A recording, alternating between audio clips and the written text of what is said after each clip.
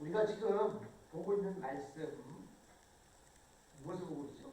네, 사사기 말씀인데 사사기 중에 여선지자, 여사사 드보라에 대한 이야기를 보고 있는데 갑자기 뜬금없이 오늘 11절에 이런 말씀이 나오는 거예요. 모세의 장인. 그럼 모세의 장인 이름이 뭐죠? 예? 모세의 장인 이름은 뭐예요? 이드로 아닙니까? 근데 여기에는 모세의 장인 호밥 이렇게 나오는데요. 이드로라는 말도 사용되어지고 호밥이라는 말도 이렇게 사용되어집니다. 모세의 장인 호밥의 자손 중 된 사람 헤벨이 자기 족속을 떠나 게데스에 가까운 사하나님 상수리나무 곁에 이르러 장막을 쳤다. 아니, 드보라와 바락에 대한 이야기가 나왔었습니다. 그렇죠? 드보라가 이렇게 그 바락에 가서 전쟁에 나가서 그들이 이리 쳐라 그랬는데 나 혼자 가지 못하겠습니다. 당신이 같이 가야만 내가 나갈 수 있습니다. 이런 이야기를 했는데 이어서 나오는 말씀이 갑자기 된 사람에 대한 이야기가 등장하고 있습니다. 그래서 오늘 저는 여러분들과 함께 사사기 4장 11절에 나와 있는 이 말씀을 가지고 호밥의 후손들이라는 제목으로 말씀을 함께 나눠보려고 합니다.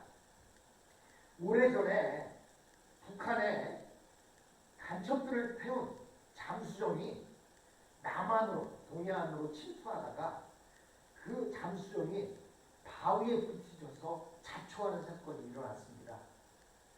근데 그 간첩들은 잠수정이 자초하자 그 잠수정을 버리고 도망을 쳤는데 보니까 상당수가 해변 가까운 곳에서 자살을 했습니다. 왜냐하면 한국군에게 잡혀서 모진 고통을 받는다든지 하는 것보다야 스스로 목숨을 끊는 것이 낫다고 생각했는지 자살한 시체들이 해변가에 널려 있었습니다. 그래서 한국 정부에서는 잠수정을 타고 갔던 모든 자들이 다 그것에서 자살을 했다고 생각을 했습니다. 그런데 알고 보니까 실제로는 공작원들이 시간을 벌어서 북쪽으로 다시 도망치게 하기 위해서 몇 명을 자살시키는 그런 자살극을 벌였던 것입니다. 그러나 이러한 시도가 어떻게 발견되었냐면 한 간첩이 체포됨으로 말미암아 그런 사실들이 발견되고 말았습니다. 그가 도망을 치다가 하도 배가 고파서 어떤 농가에 들어갔는데 그 농가의 한 여인이 그 사람을 수상하게 보고 뭐라고 이야기를 하냐면 혹시 송이버섯 따라오셨다가 길을 잃으셨나요? 라고 이렇게 물어봤습니다. 그랬더니 그 사람이 그렇다고 이렇게 이야기해서 그 사람을 안심시킨 뒤에 살구머니 전화로 경찰을 불러서 그 사람이 체포되었고 그러고 아직도 많은 간첩들이 있었음을 확인할 수 있었고 그래서 다른 간첩들도 이렇게 다 소탕하는 그러한 일이 있었습니다. 이 한 농부 여인의 슬기로 인해서 지혜로운 모습으로 인해서 간첩들을 다 일망타진할 수 있었던 것처럼 사실 드보라가 나오는 이곳에서 시스라의 900승의 철병거 그들을 잡을 수 있었던 것은 바로 한 여인의 지혜로 말미암아 그렇게 된 것을 우리는 알 수가 있습니다. 그 여인은 겐사 헤벨의 아내 야엘이라고 하는 그러한 여인이었습니다.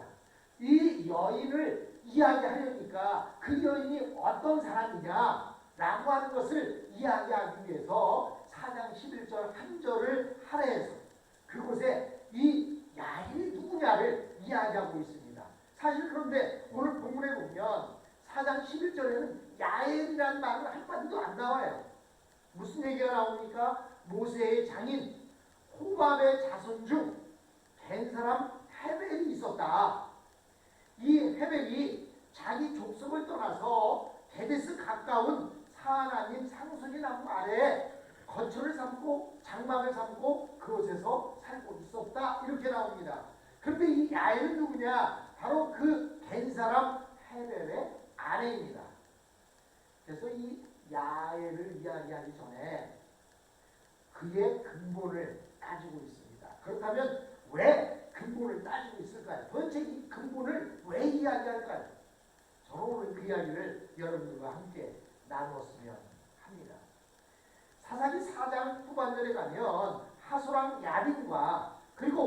군대장관 시스라와의 이스라엘 바락의 군대와 전쟁을 일으키는 모습을 볼 수가 있습니다. 한마디로 말해서 이 전쟁은 죽느냐 사느냐 하는 전쟁이었습니다. 이스라엘의 10,000명의 모아진 사람들과 그리고 시스라의 900승의 철병거가 있는 군사와의 싸움이었습니다. 만약에 이 전쟁에서 진다면 이스라엘은 완전히 뿌리채 없어지는 그러한 중요한 전쟁이었습니다. 제가 처음에 말씀드릴 때 옛날 당시의 전쟁은 나라를 쳐서 없애거나 이런 전쟁이 아니라 포로로 삼고 조공을 받고 그들로 세금을 받기 위한 전쟁이었다 이런 말씀을 드렸는데 이 전쟁은 그것과는 다르게 이스라엘이라고 하는 그 민족을 뿌리채 없애려고 하는 그러한 음모를 가진 그러한 전쟁이었습니다. 그러나 하나님께서는 야긴의 군대가 철병거 900승을 가지고서도 이스라엘을 이기지 못하게 하셨습니다. 즉 하나님은 그들의 900승의 철병거를 쓸모없게 만드셨습니다. 시스라의 군대는 이스라엘 사람들 앞에서 철저하게 패배를 당했습니다. 그런데 더 중요한 것은 이 승리의 영광을 바락이 가져오지 못하고 누가 가졌다고요? 한 이방 여인에게 돌아갑니다. 그 여자는 바로 모압의 장인인 호밥의 후손 야엘이었습니다.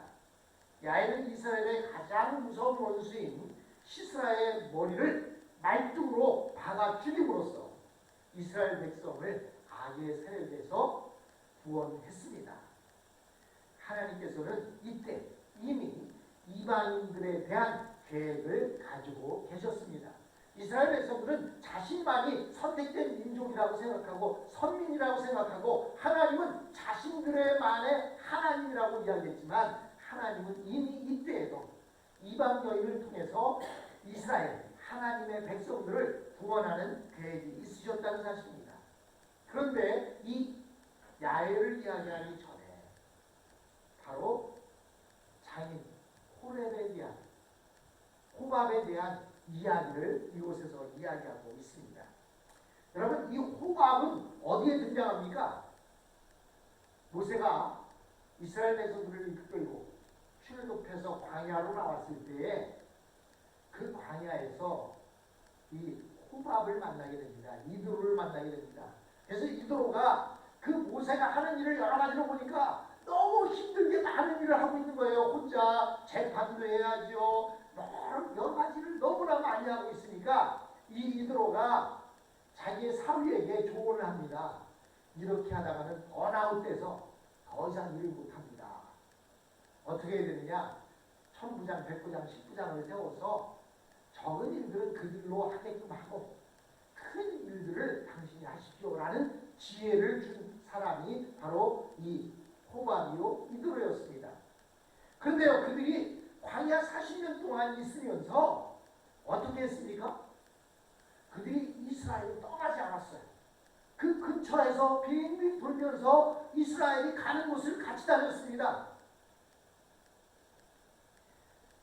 그래서 이 이스라엘 백성들에게 있어서 된 사람들은 아주 다정한 광야의 벗이 되었습니다. 그들이 바로 모세의 자손 이드로, 호밥의 그 자손들인 겐 족속들입니다. 이드로는 원래 제사장이라고 성경에는 이야기하고 있는데 그는 제대로 된 제사장이 아니었습니다. 즉 하나님을 믿고 따르는 제사장이 아니라 일종의 사이비 종교의 제사장이었다라고 이렇게 우리가 생각하면 되는 그런 사람이었습니다. 그러나 그는 사위 모세가 하나님의 능력으로 이스라엘 백성들을 애굽 출애굽함으로 홍해를 걷는 사실을 알고 굉장한 관심을 갖기 시작했습니다. 그래서 광야에서 모세를 만나 하나님이 하신 일을 모세를 통해서 들은 후에 그는 계속해서 이스라엘 백성들을 따라다녔습니다. 이처럼 겐 족속이 이스라엘 백성들을 따라다닌 것은 무슨 특별한 이유가 있어서가 아니었습니다. 겐 족속들은요, 이 호밥의 족속들은 유목민들입니다. 유목민이 뭐예요? 양치는 사람들이죠. 양치는 사람들은 어디에 벽돌 집을 짓고 살지 않습니다.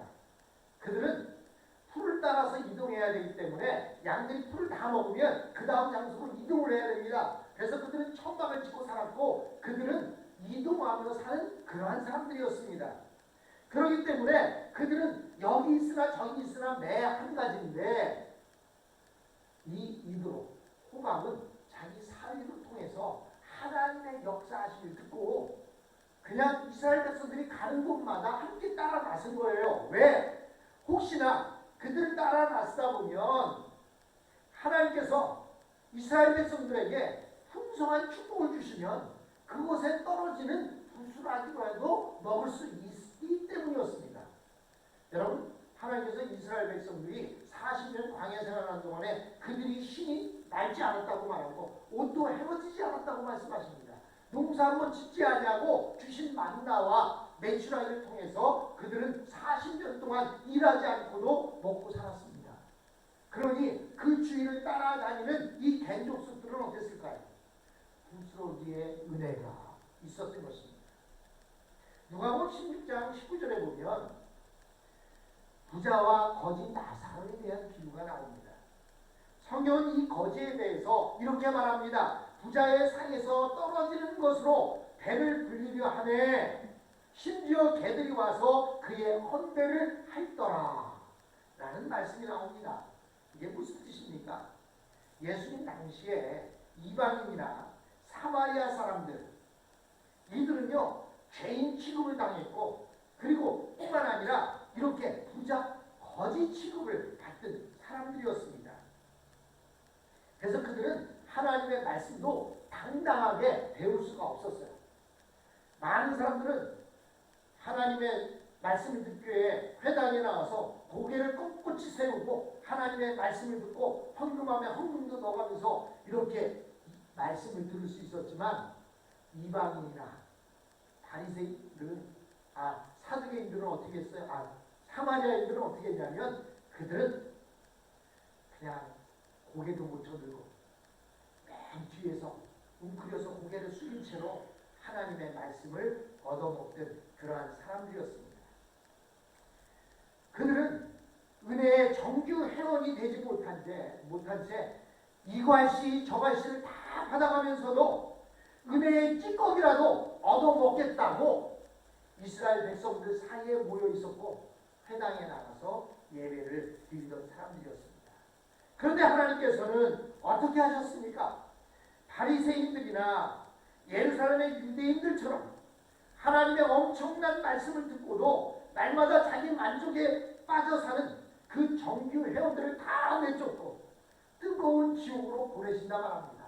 여기서 누가복음 16장에서 비유로 말하고 있는 부자는 바로 유대인들, 바리새인과 사두개인들을 이야기하고 있습니다.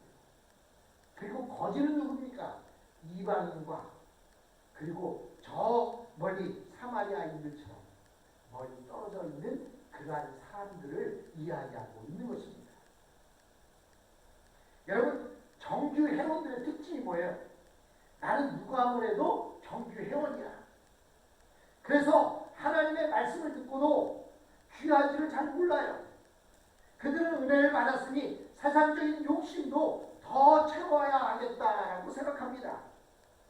하나님이 말씀을 주셨으니까 돈도 주실 것이고 결혼도 시켜주실 것이고 집도 줄 것이라고 생각합니다. 하나님은 이런 자들을 싫어하십니다.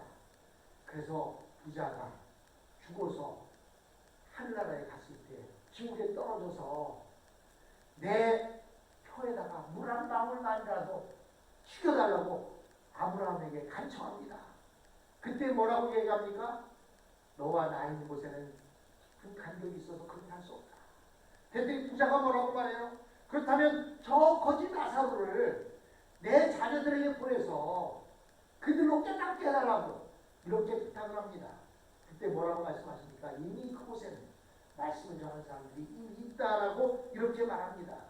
즉 은혜를 받은 사람들은 은혜에 만족해서 그냥 자기 멋대로 살아가고 자기 멋대로 행하려고 하는 그런 사람들이 있다는 것입니다. 그런데 참으로 은혜 받은 사람이라면 말씀을 들으면 들을수록 더 말씀에 갈급해야 하고 머리를 숙이게 되어 있다는 사실입니다. 이 호밥의 자손들, 된 족속들은 말씀의 찌꺼기라도 얻어먹으려고 불타는 사막을 40년 동안이나 이스라엘 백성들을 따라다녔습니다. 하나님께서는 이 겐족 속의 한 여인을 통해 영광을 받으심으로써 이스라엘 백성들을 향해 너희가 내 나라의 정규 회원이고 너희가 바로 내 나라에 들어올 자격이 있다라고 말합니다. 여러분, 누가복음 16장을 잘못 오해하면 가나안은 거지나 천국에 가는 줄로 오해하는데요. 그 뜻이 아니라는 거예요. 이방인이나 어떠한 사람이라도 할 것 없이 하나님의 은혜를 사모하고 하나님의 은혜 안에 있을 때에 그들이 구원받는다는 사실입니다. 이스라엘 백성들은 40년 광야 생활을 하면서 하나님이 주신 은혜를 그렇게 많이 받았음에도 불구하고 조금만 무슨 일이 있으면 내가 애굽에 살 때에는 생선 쪼가리도 먹었었는데 하고 원망합니다. 그런데 이방인 겐족속들은 그 은혜의 찌꺼기라도 얻어먹고 싶어서 이스라엘 백성들을 40년 동안 따라다녔습니다. 그러자 하나님께서는 누가복음 16장에 나오는 거지 나사로는 천국으로 부르셨고 부자는 지옥으로 떨어지는 모습을 보여줍니다. 즉 하나님께서는 겐족 속의 한 여인인 야엘을 등장시키셔서 하나님의 은혜에 동참시키는 모습을 볼 수가 있습니다. 여러분, 하나님의 은혜를 주워 듣는 자들은요 아주 필사적입니다. 부스러기라도 먹으려고 하는 사람들은요 어떻게 하면 산에서 음식이 하나라도 떨어질까 하고 관심 있게 쳐다보다가 그 음식이 떨어지면 그 음식을 그냥 귀한 거를 얻은 것처럼 애신귀하며 그 음식을 먹습니다. 뿐만 아니라 혹시나 쫓겨날까 두려워하는 마음으로 하나님의 말씀을 듣는 것입니다. 그러나 정규 회원들, 즉 이스라엘 백성들이나 부자로 표현되어지고 있는 바리새인이나 사두개인들은 말씀을 듣는 데 있어서 여유가 있을 뿐만 아니라 말씀보다 다른 곳에 더 관심이 많았습니다. 하나님께서는 그들을 내쫓으시고 야엘과 같은 겐족속에게 하나님 나라의 가장 중요한 일을 맡기실 것입니다. 이 겐족속은 그런데 왜 이스라엘 족속으로 귀화하지 않았을까요? 아마 자신들에게는 그럴 만한 자격이 없다고 생각한 것 같습니다. 그들은 말씀의 찌꺼기를 얻어먹는 것만으로도 만족했습니다.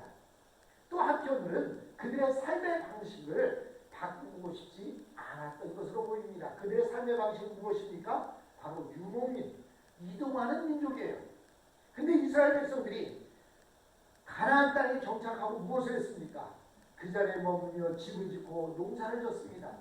그렇기 때문에 이 겐족속들은 그들과 동화되지 못하고 이렇게 유목민으로 살아갔던 것을 볼 수가 있습니다. 즉 그들은 도시 생활을 싫어했을 뿐만 아니라 이런 식으로 변질되는 것을 싫어해서 끝까지 유목민으로 남아 있었습니다. 그러나 그들의 마음은 언제나 이스라엘을 사모했고 은혜의 지극히 작은 부분을 맛보는 것으로도 만족하고 감사해 했다는 사실입니다. 사랑하는 성도 여러분, 우리가 말씀을 듣는 자의 위치에 지금 올 수 있었던 것은 바로 저 이스라엘 백성들의 교만과 자신들이 하나님의 은혜를 받은 것을 너무 가볍게 여겼기 때문이었습니다. 그래서 하나님께서는 이방인의 야훼를 준비시켜 놓으시고 하나님의 은혜의 축복을 듬뿍 부어준 것처럼 오늘 이방인 같은 우리들에게도 하나님의 말씀이 선포되었고 우리는 그 말씀을 사모하는 자의 위치에 올 수가 있었습니다. 우리는 누가복음 16장에 나타난 부자와 거지 나사로의 사건 속에서 우리는 거지 나사로와 같은 존재이지만 하나님의 은혜를 사모하는 자들입니다. 여러분, 우리가 아무리 부자가 된다 할지라도 아무리 가난한 거지라 할지라도 우리는 하나님의 말씀을 사모해야 합니다. 내게 주어진 건 만족하고 이만하면 됐어. 아닙니다. 언제든지 부스러운 일이라도 사모하는 심정으로 하나님의 말씀을 사모할 때 하나님의 놀라운 축복이 우리 가운데 임할 줄로